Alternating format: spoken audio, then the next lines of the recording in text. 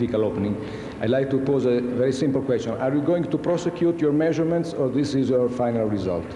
No, we are going to prosecute our measurement. And you are going to change some of the parameters, or?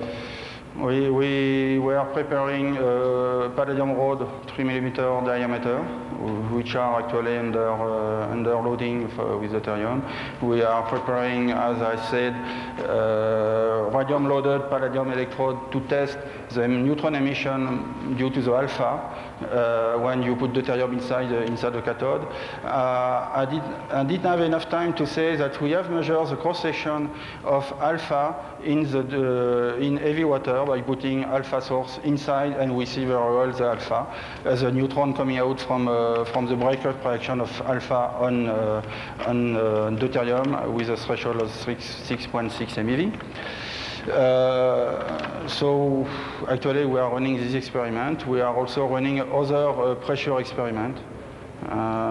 We will try to change the parameter of the loading of deuterium inside the palladium or titanium according to the remark which has been done up to now. And have you any idea of trying with different electrolytic solutions, or playing on electrochemistry? Up to now we have been using only lithium iode, and except in the first experiment that was sodium salt. But we are now preparing some cocktail, but the electrochemists which are working with us are very reluctant to use such a salt that he does not understand, but now we will try.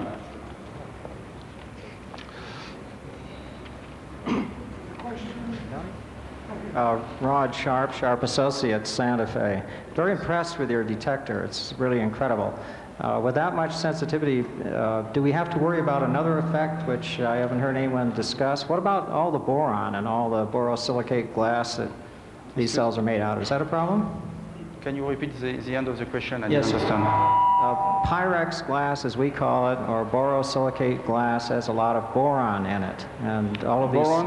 Boron, the element boron, which is a high neutron capture material. Is this a problem in any of these measurements? We do not have boron inside our apparatus. You don't, but when somebody brings you one of these cells, it's going to be made out of Pyrex, and it's going to have boron in it. Yeah. But when you did the Monte Carlo calculation for the efficiency, we took into account all the pieces of equipment used in the electrolysis. That means the salt, water, heavy water, light water for cooling, glass, and so on. So normally we can't expect a very large effect due to neutron absorption somewhere. And I think this should be probably the same problem with all other experiments. Yes, I agree. Any more questions?